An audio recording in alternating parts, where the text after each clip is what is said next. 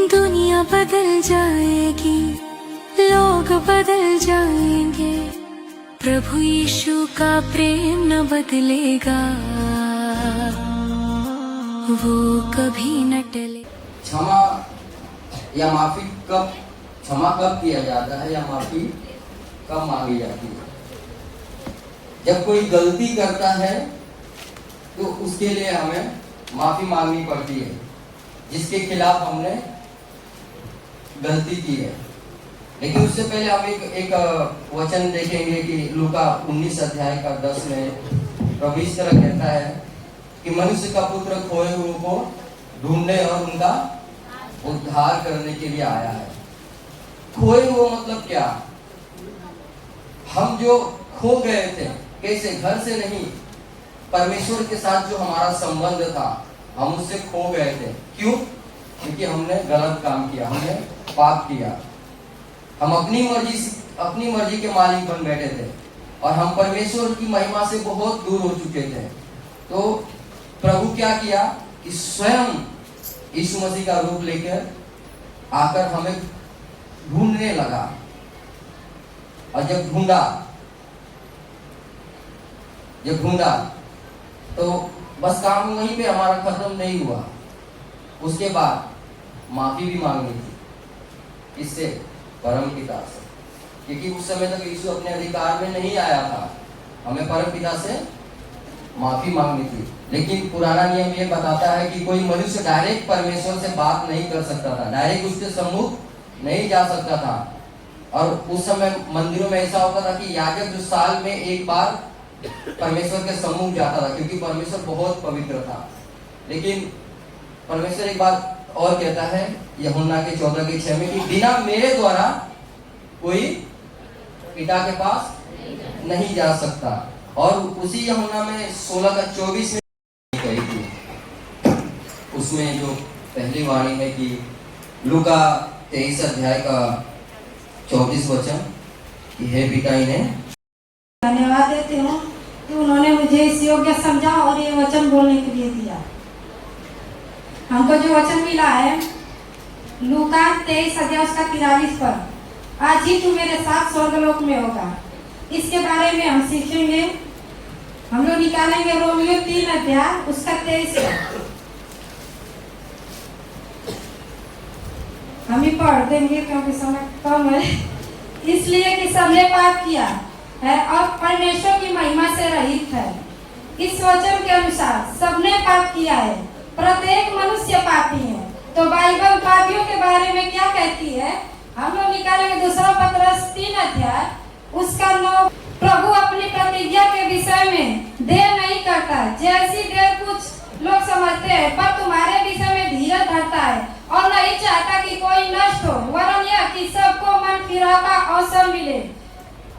इस पद में बाइबल बताती है कि प्रभु चाहते हैं कि मैं धन्यवाद करती हूँ जो प्रभु हमें संभाला, बचाया, सुरक्षित रखा और ये दोबार का पार हमारे जीवन में जोड़ा है। इसके लिए मैं परमेश्वर को धन्यवाद करती हूँ। हमको जो वचन मिला है यूहन्ना 19:26, हे नारी देख के तेरा पुत्र है। तो हम इसके बारे में सीखेंगे। इस वचन में एक पुत्र का उसकी माँ के प्रति प्रेम दिखाया गया है। चलिए हम लोग निकालेंगे यूहन्ना 14:15 पर। यदि तुम मुझसे प्रेम रखते हो तो मेरी आज्ञाओं को मानोगे। तो किसकी आज्ञा मानना है? हाँ, पिता परमेश्वर की आज्ञा मानना है। परमेश्वर के एक साथ है कि हम परमेश्वर से प्रेम करते हैं तो उनकी आज्ञा मानेंगे, तो परमेश्वर हमें एक आज्ञा देता है। आप सभी को जय मसीह की। मैं फादर जी को धन्यवाद करती हूँ कि फादर जी ने अवसर मौका दिया ताकि हम परमेश्वर के वचन को खुद सीख सकें। और विशेषकर मैं परमेश्वर को भी धन्यवाद करती हूँ कि परमेश्वर ने हमारे जीवन में अवसर मौका दिया ताकि हम उसके वचनों के अनुसार उसके वचनों को हम लोग सीखने पाए। हालेलुया।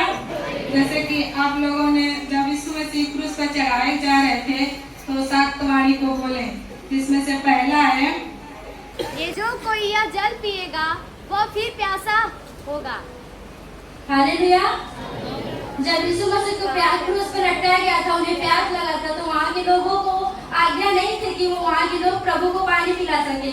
डाकुओं ने उनके पास सिरका ला के दिया और बोला कि अगर तू परमेश्वर का पुत्र है तो खुद को बचा ले, और सिरकों को दिया था पीने के लिए। अगर प्रभु चाहता तो सिरकों को पानी में भी बदल सकता था, क्योंकि काना नगर में यीशु मसीह ने पानी को द्राक्षरस में बनाया था। लेकिन यीशु ने ऐसा नहीं किया, क्योंकि पवित्र शास्त्र में जो लिखा था वो पूरा नहीं होता, उसको पूरा होना था। इसलिए यीशु मसीह ने उस सिरके को नहीं पिया। और निकालिए निर्गमन। देखिए, छठवीं वाणी परमेश्वर ने एक एक करके वाणियां बोली, जो आप लोगों ने सुना, लोगों ने बताया। वैसी छठवीं वाणी प्रभु ने कहा पूरा हुआ। आइए इसके बारे में हम लोग सीखते हैं, आखिर में परमेश्वर इस पृथ्वी पर क्या पूरा करने के लिए आए। देखिए, यहाँ पे बहुत से लोग बैठे हैं, यहाँ पे बहुत से ऐसे लोग होंगे जिनके घर वाले नहीं चाहते होंगे कि आप भवन में जाएं। यहाँ आप लोग अपने पति से छुपाकर, कई बच्चे अपने माँ बाप से छुपाकर इस जगह पे आए हैं।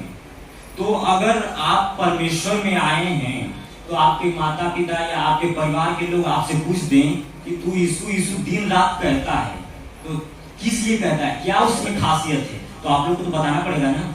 कि आप चुपचाप वैसे खड़ा हो जाएंगे। जब आप चुपचाप खड़े हो जाएंगे तो कहेंगे कि तुम क्यों जाते हो जब तुम्हें कुछ मालूम ही नहीं है उसके बारे में। तो आइए वही हम सीखेंगे कि यीशु इस पृथ्वी पर क्या पूरा करने के लिए आए हैं। आइए थोड़ा हम उत्पत्ति में चलते हैं, आखिर में परमेश्वर का इस धरती पे क्यों आना हुआ। थोड़ा रिकैप करते हैं, पुनरावलोकन करते हैं कि किस प्रकार इस ब्रह्मांड की रचना हुई और परमेश्वर ने मनुष्य जाति को बनाया। उत्पत्ति में परमेश्वर अपने मुंह के वचन से 6 दिन में सारी सृष्टि की रचना कर देते हैं। लेकिन जब मनुष्यों की बनाने की बारी आई, उन्होंने मिट्टी ली, उसे गूंथा और अपने हाथों से आदम की रचना किया। और आदम की पसली से उन्होंने हव्वा को बनाया, जो हमारी क्या है, पूर्वज है, हमारी दादी है। हमारे बाबा कौन है? आदम बाबा, ठीक है ना? ठीक। और परमेश्वर ने उन्हें अदन नामक वाटिका में रखा। आप लोग हमारे साथ हैं। देखिए, हमें आपका अटेंशन चाहिए, क्योंकि जब आप और हम एक मिलकर परमेश्वर की महिमा करते हैं तो परमेश्वर बहुत अच्छा लगता है। तो आप हमारे हाँ में हाँ मिलाइए। तो परमेश्वर ने उन्हें अदन की वाटिका में रखा और प्रभु ने कहा इसमें रहो, इसकी देखभाल करो, इसकी रक्षा करो। लेकिन परमेश्वर ने उन्हें एक हिदायत दी, निर्देश दिया। प्रभु ने कहा कि तुम इस वृक्ष, जो भी इसमें वृक्ष लगाए गए हैं, इनमें सभी के फल खा लेना, लेकिन एक बात याद रखना, तुम भले और बुरे के जो ज्ञान का वृक्ष है उसका फल तुम कभी न खाना। लेकिन उन्होंने शैतान के बहकाव में आकर परमेश्वर की आज्ञा का उल्लंघन किया और परमेश्वर की आज्ञा तोड़ने की वजह से उन लोगों के जीवन में पाप आया। बाइबल बताती है याकूब 1:15 में, हालेलुया। निकालेंगे कोई लूका की पुस्तक 23:46 पर। कोई भी व्यक्ति तुरंत पढ़ेंगे जल्दी। Hallelujah, hallelujah, hallelujah.